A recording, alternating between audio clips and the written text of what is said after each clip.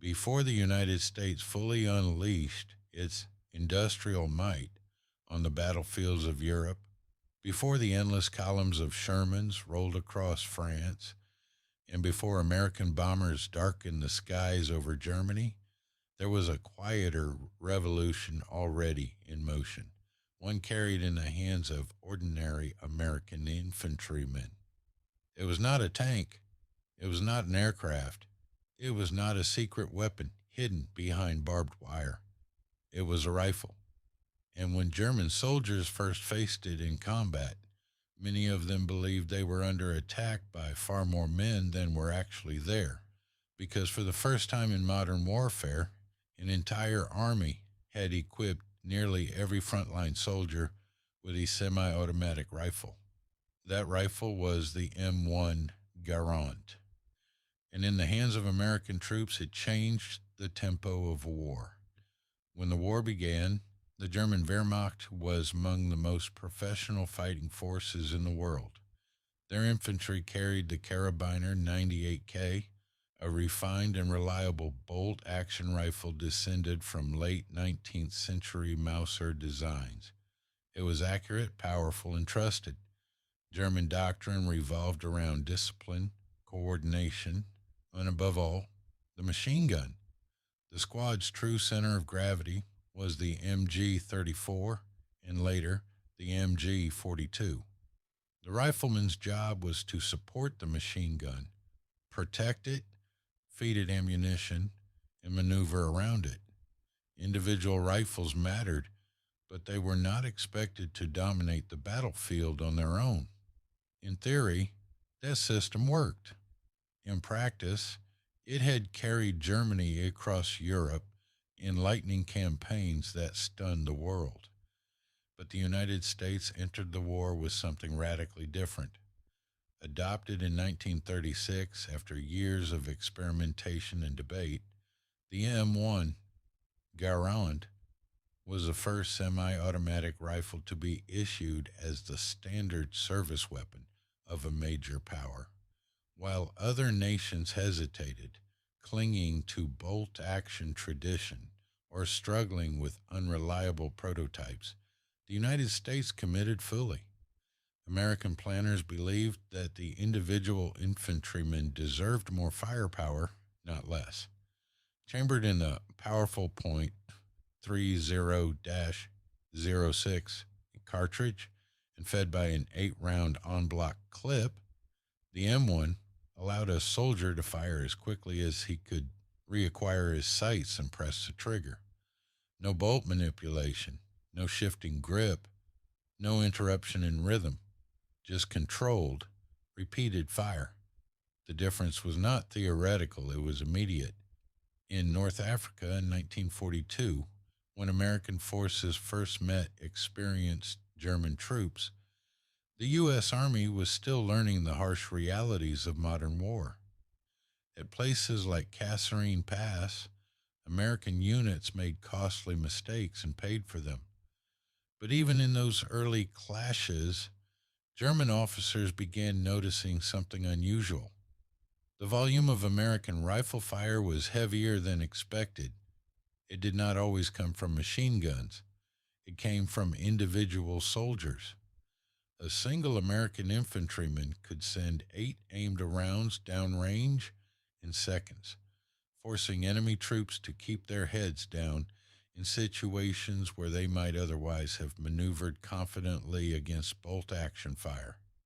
By the time of the invasion of Normandy in 1944, the effect was even more pronounced. In the hedgerows of France, visibility was short and engagements were sudden. A German soldier rising briefly to fire a shot with his Kar 98K had to cycle his bolt before firing again. In that same span of time, an American rifleman could fire multiple rounds without ever breaking his cheek weld or sight picture. In close quarters, fighting, inside villages, across fields, through tree lines, speed meant survival.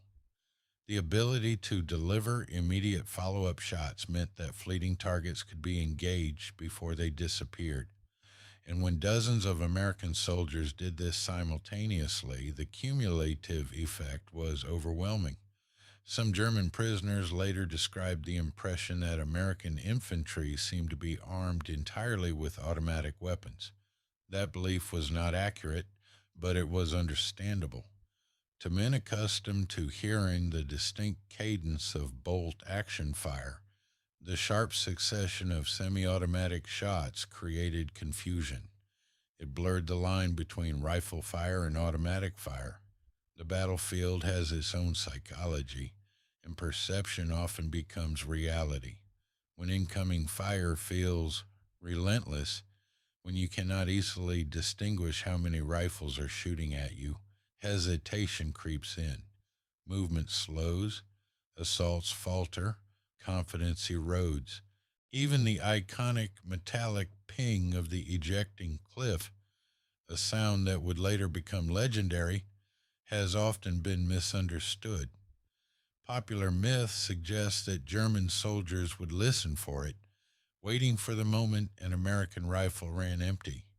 But battlefields are chaotic, deafening environments filled with artillery blasts, machine gun bursts, shouted commands, and ricocheting rounds.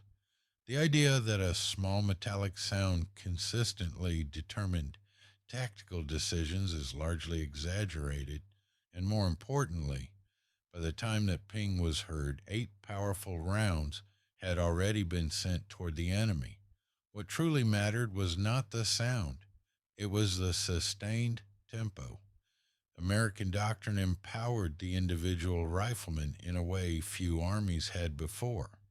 While German squads revolved around their machine guns, American units distributed significant firepower across every man in the line. This meant that if a machine gun was suppressed or repositioning, the squad did not lose its offensive capability. Each soldier could continue delivering effective fire. This flexibility proved critical in fluid, fast moving operations across France and into Germany itself. Fire superiority, the ability to put more effective rounds downrange than the enemy, often determines which side controls the engagement. The M1 Garand made fire superiority more attainable at the lowest tactical level. Of course, the rifle was not perfect. Loaded, it weighed over 10 pounds. Its in block clip system made topping off partially used ammunition awkward compared to later detachable magazines. And as the war progressed, Germany fielded its own semi automatic rifles, such as the Gewehr 43, narrowing the technological gap. But by then, the scale of American production had already shifted the balance. Over 5 million M1 Garands were manufactured during World War II. This was not a niche weapon issued to elite units. It was standard. It was everywhere. It was in North Africa, Sicily, Normandy, the Ardennes, and beyond. When General George S. Patton called the M1 Garand the greatest battle implement ever devised, he was prone to dramatic language, but his sentiment reflected a broader truth. The rifle represented more than mechanical innovation. It represented an industrial decision, a national commitment to equipping ordinary soldiers with cutting edge technology at massive scale. While others hesitated, the United States invested.